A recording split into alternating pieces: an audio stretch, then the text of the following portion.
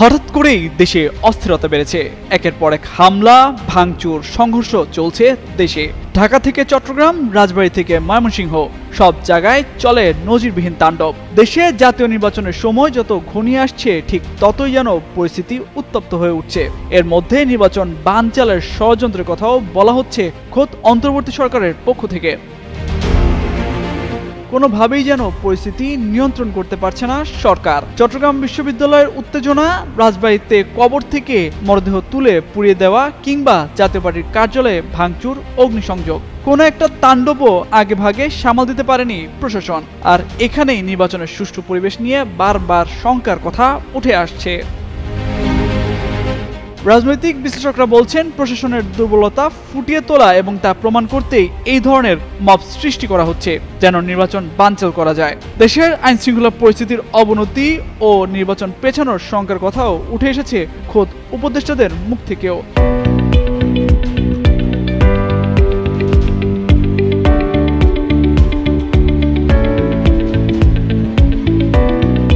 মূলত গেল 29 আগস্ট রাতে রাজধানীর কাকরাইল এলাকায় আওয়ামী লীগ বিরোধী মিছিলে হামলার শিকার হন গণ অধিকার পরিষদের সভাপতি নুরুল হক নূর। এরপর আরেক দফায় ভাঙচুর চালানো হয় জাতীয় পার্টি কার্যালয়ে। এই ঘটনায় কে বা কারা জড়িত তা কিছুই জানা যায়নি।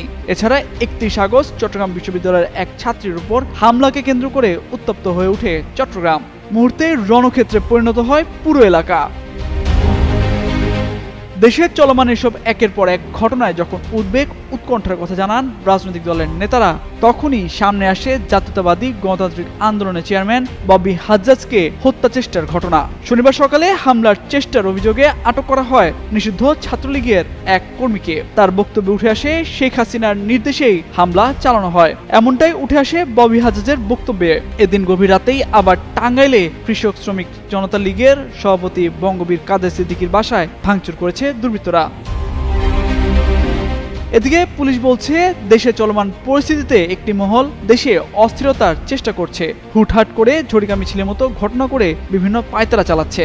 তবে যে কোনো সহিংসতা ঠেকাতে আইন শৃঙ্খলা বাহিনী সবসময় প্রস্তুত আছে বলে জানান পুলিশের কর্মকর্তা। কার্যক্রম নিষিদ্ধ আওয়ামী লীগ এবং নিষিদ্ধ ছাত্রলীগ নানা সময় সংগঠিত হয়ে রাজধানীতে ঝটিকা মিছিল আয়োজন করছে।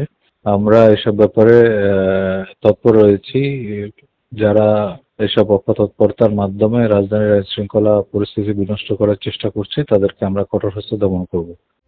সবশেষ দেশের আইন শৃঙ্খলা পরিস্থিতি নিয়ে করুণ সুর শোনা যায় স্বরাষ্ট্র উপদেষ্টা মোহাম্মদ জাহাঙ্গীর আলম চৌধুরীর কণ্ঠে। তিনি বলেন, সাম্প্রতিক সময়ে দেশে ঘটে যাওয়া বিভিন্ন ঘটনার পরিপ্রেক্ষিতে আইন শৃঙ্খলা পরিস্থিতি কিছুটা খারাপের দিকে। এসব ঘটনায় জড়িতদের দ্রুত আইনের আওতায় আনার আশ্বাস দেন তিনি।